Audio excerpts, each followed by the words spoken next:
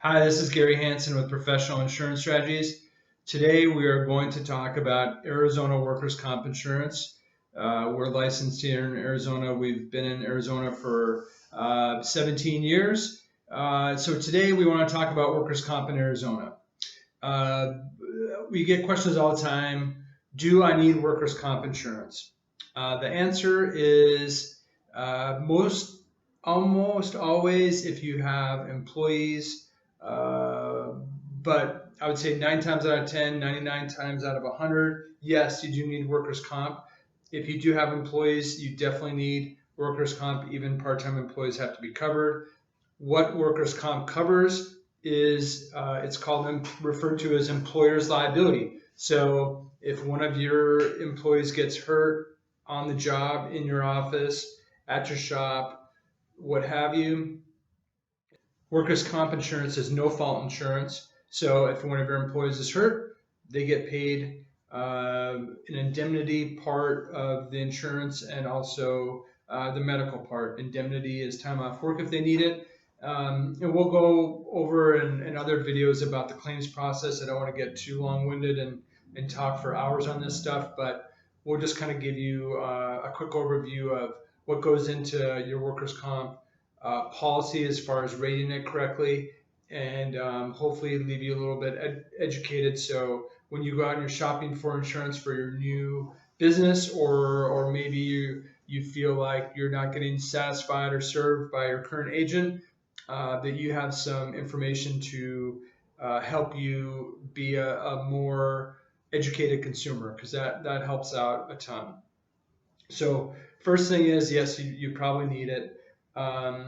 What goes into your workers' comp policy is, and the rating and the cost for that and the premium is basically your payroll. The first part of that is your payroll, and I'll break it up into two sections. The first one is your employees.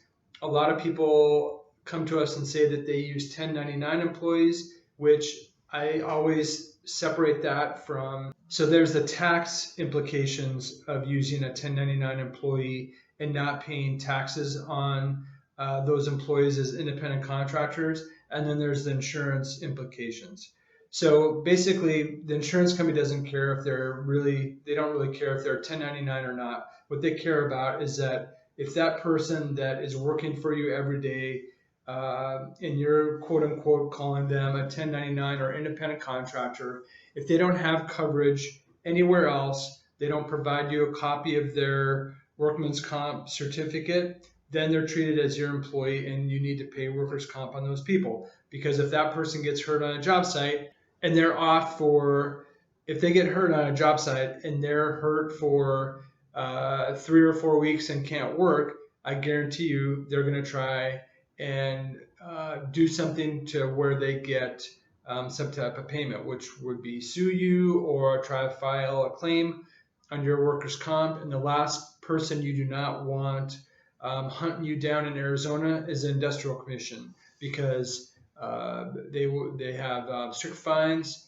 strict rules, and it can be miserable. So make sure that if you do hire 1099 employees, independent contractors that do not have their own insurance, that you have them, basically under your policy. If there's someone that going into your new policy that is an independent contractor, they're kind of an owner operator, subcontractor, they have their own company, they have their own license, they have general liability insurance, but they're an owner operator, they don't have any other employees, and they don't have workers' comp, you can have them fill out a waiver, and that should satisfy those requirements. But if you do have employees that are working for you every day, they don't have their own company, they don't have general liability insurance, they don't have a contractor's license or whatever, and you don't have proof that they have workers' comp someplace else, you're going to need to cover them. So we talked about 1099 employees. Let's talk about class codes. Class codes are very important. If you have a business that does numerous things, like you have a tile business, and then you also do some framing, there's a big difference there between the price that you're going to pay for workers' comp on those employees. So you need to make sure that you separate out their time cards or tractor time cards, track their time, track their pay somehow. So when you have a workers' comp policy, you're not paying the highest rate because the carpentry rate is a lot higher than the tile rate. And so if you don't track that, the insurance company is going to automatically throw them in the highest rate. Um, Likewise, if you do a bunch of different carpentry, but you also do roofing, roofing is one of the highest charge classes. So again, you want to make sure you split out your payroll because that'll make a huge difference on the premiums you pay. Don't wait until you get the audit at the end of the year to try to figure that out because that's the wrong time. It's a big pain in the butt to try to go through the audit and wait until then and then try to go figure out all these people's pay and where they were working, where they weren't working. It's easier to do it all up front. Find a software like QuickBooks or something like that can help you track employees' time if they do various different activities on a job site, especially if you're in construction. If you're an office or a restaurant, you have different class codes too there, whether it's wait people versus cooks versus front office staff or management. So all those things are important. Make sure you get your class codes correctly and make sure you track it, through your own payroll company or payroll program to help you sort that out to make sure you're not paying any more than you can. Any insurance company or insurance agent can help you with that too.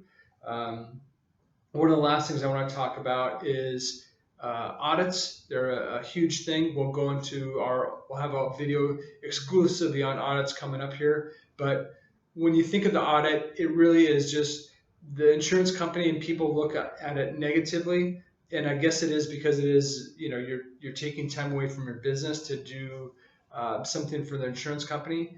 But really the audit is just basically proof that the payroll class codes, the payroll amounts, all that good stuff can be verified somehow. Most insurance companies are very, very flexible with the information that they'll accept, whether it be if you're a small operation, you don't have like a QuickBooks or a formal accounting program, but you have tax returns, you have blank check or cash checks that you've used. Most insurance companies are very they want to help you, they don't want to penalize you, but at the same time, you have to work with them. So, to give them something where they can make sure that the premium that they're charging you, good or bad, either they're not charging you enough or they're charging you too much, can be verified. And that's very important. Can be a very tedious process. And it's something, if you do need help, you should ask your insurance advisor, or insurance professional, to help you out with that because it means there can be a lot of mistakes. And again, the insurance company is just looking for the information. They're trying to make sure that it's done correctly, but you also have to make sure that you provide them with the correct information that they're asking for. And there's oftentimes we see mistakes, help people save money in that respect. So if you have any questions, please feel free to reach out to me. My name is Gary Hansen. I'm with Professional Insurance Strategies. We're in Phoenix, Arizona. We help mostly contractors, transportation companies, and Main Street businesses insure themselves. So thanks a lot and have a great day.